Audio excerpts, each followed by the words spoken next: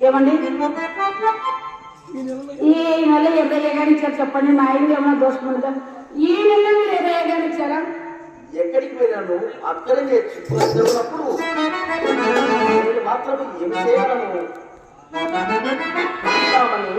నాకున్నప్పుడు ఏమైనా స్వేచ్ఛ చేస్తే నాకు